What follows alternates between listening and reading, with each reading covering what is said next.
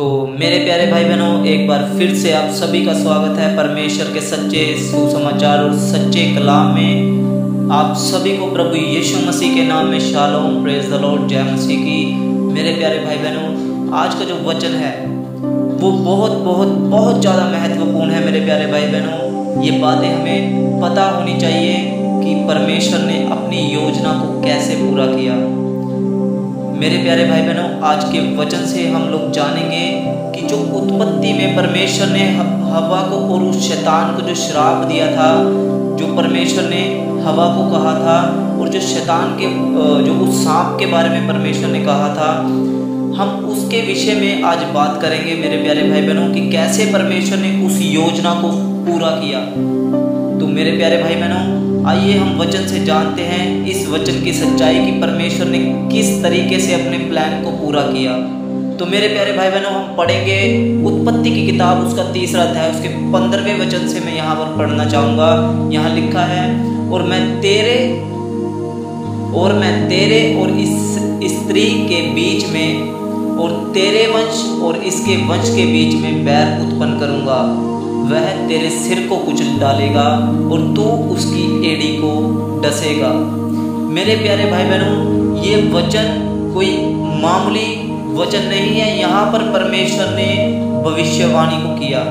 परमेश्वर ने फ्यूचर में होने वाली एक घटना को यहाँ पर प्रस्तुत किया। परमेश्वर ने यहाँ पर फ्यूचर में होने वाली जो प्लानिंग थी परमेश्वर की, उसको परमेश्वर ने यहाँ पर रिवील किया है। मेरे प्यारे भाई बहनों, ये कोई छोटा या मोटा वचन नहीं है। मेरे प्यारे भाई बहनों, ये बहुत ज़्यादा महत्वपूर्ण वचन है।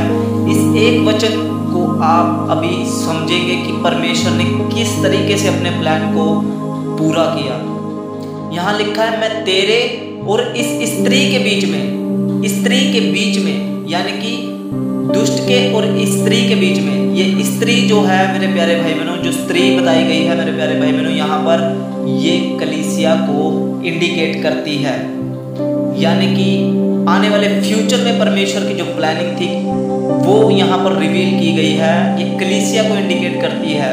जैसे कि वचन में हम देखते हैं मेरे प्यारे भाई बहनों कि वचन में कलीसिया को दुल्हन के रूप में प्रस्तुत किया गया है और प्रभु यीशु मसीह को एक दूल्हे के रूप में प्रस्तुत किया गया है। तो यहाँ पर लिखा है, मैं तेरे और इस स्त्री के बीच में और तेरे वंश और इसके वंश के बीच में। अब इसके वंश के बीच में, औरत के वंश के बीच में, यहाँ पर अब ये टॉपिक बहुत ज़्यादा महत्वपूर्ण है। मेरे प्यारे भाई बहनों, वचनों पर ध्यान दीजिए। पहले हमने पढ़ा मैं तेरे और इस स्त्री के बीच में, और फिर हमने पढ़ा तेरे वंश और इसके वंश के बीच में। तो ये जो वंश अब आ रहा है मेरे प्यारे भाई बहनों, ये प्रभु यीशु मसीह को इंडिकेट करता है। और जो शैतान का वंश है वो दुष्ट आत्माएं हैं, वो शैतान का राज्य है। मेरे प्यारे भाई बहनों, आगे लिखा है, मैं इन दोनों में बैर उत्पन्न करूंगा और वह तेरे सिर को कुचलेगा और तू उसकी एड़ी को डसेगा। मेरे प्यारे भाई बहनों, शैतान समझ गया था कि ये परमेश्वर जो कह रहा है ये कोई मामूली बात नहीं है और परमेश्वर इसको पूरा करेगा। तो शैतान तभी से इस चीज की फिराक में लग गया था कि मैं इस स्त्री के वंश को मिटा डालूंगा। उसके बाद में शैतान ने क्या किया? शैतान ने कैन के द्वारा हाबिल की हत्या करवाई। वहां से दुष्टता बढ़ती चली गई। अब शैतान आगे से आगे क्या कर रहा है? लोगों से पाप करवाता जा रहा है। उस वंश को खत्म करना चाह रहा था वो, जो उसके सिर को कुचलने वाला था। शैतान ने बहुत से लोगों को भरमाया। शैतान ने सबसे पहले कैन को अपने हाथों में लिया, उसके द्वारा हाबिल का खून करवाया, उसके द्वारा हाबिल की हत्या करवाई। फिर उसके बाद में शैतान ने बहुत सारे ऐसे काम किए, लोगों को भरमा के, दुष्ट आत्माओं ने उनको भरमा के बहुत सारे गलत काम करवाए। उस वंश को मिटाने की पूरी प्लानिंग शैतान ने की थी। और उसके बाद में हम देखते हैं कि जो फॉलन एंजल्स थे, जो स्वर्गदूत वहाँ पर उतरे थे, जो कि लूसीफर के साथ थे, उन्होंने क्या किया? आदमियों की स्त्री जो बेटियां थी उनके साथ उन्होंने व्यभिचार किया। दुष्ट आत्माओं ने, उन स्वर्गदूतों ने उनके साथ संबंध बनाए, शारीरिक संबंध बनाए। उनके द्वारा जो बच्चे उत्पन्न हुए वो लिखा है शूरवीर थे। वो शैतान की योजना थी मेरे प्यारे भाई बहनों, उसको मिटाना बहुत ज़रूरी था। इसलिए परमेश्वर ने जल प्रलय का इंतज़ाम किया। और जल प्रलय करके नूह और उसके परिवार को बचा लिया और बाकी सबों को नष्ट कर दिया, क्योंकि परमेश्वर की योजना को पूरा करना था परमेश्वर ने। अब ये जो नूह के वंश थे, नूह से जो पीढ़ियां चली, उसके जो बेटे थे, उन तीनों के द्वारा जो पीढ़ियां चली, फिर से वो शैतान को पता लग गया था कि ये सब होगा। उसके बाद में हम देखते हैं कि मूसा निर्गमन की किताब में वहाँ पर इजराइलियों को जब कैद किया गया, उनको दास्तव में फंसाया गया, उनको गुलामी में रखा गया, तो वहाँ पर भी उसके वंश को मिटाने की कोशिश की गई। वहाँ पर भी इजराइलियों को कितने ही वंश को मार दिया गया मेरे प्यारे भाई बहनों। वहाँ पर क्या होता था, बेटों को मार दिया जाता था और लड़कियों को रख लिया जाता था। तो यही प्लान शैतान का चलता रहा। आखिर में आकर शैतान समझ गया था कि ये वंश जो प्रभु यीशु मसीह का जब जन्म हुआ प्रभु यीशु मसीह का, तो शैतान वहाँ पर समझ गया था। उसने क्या किया, हेरोदेस को भरमाया और हेरोदेस ने कितने सारे बच्चों को मरवा दिया मेरे प्यारे भाई बहनों। तब से शैतान समझ गया था कि उस बच्चे का जन्म हो चुका है जो मेरे सिर को कुचलेगा। अब यहाँ पर मेरे प्यारे भाई बहनों क्या हुआ कि शैतान ने प्रभु यीशु मसीह की परीक्षा करनी शुरू कर दी। वो समझ गया था कि यही वो वंश है जो परमेश्वर ने उत्पत्ति में जिसकी परमेश्वर ने भविष्यवाणी की थी, ये वही वंश है मेरे प्यारे भाई बहनों। यहाँ पर शैतान ने क्या किया, उसकी एड़ी को डसा शैतान ने, यानी कि उसको क्रूस पे चढ़ाकर वो बहुत खुश हो रहा था मेरे प्यारे भाई बहनों। लेकिन वो ये नहीं जानता था कि परमेश्वर अपनी योजना को पूरा कर रहा है।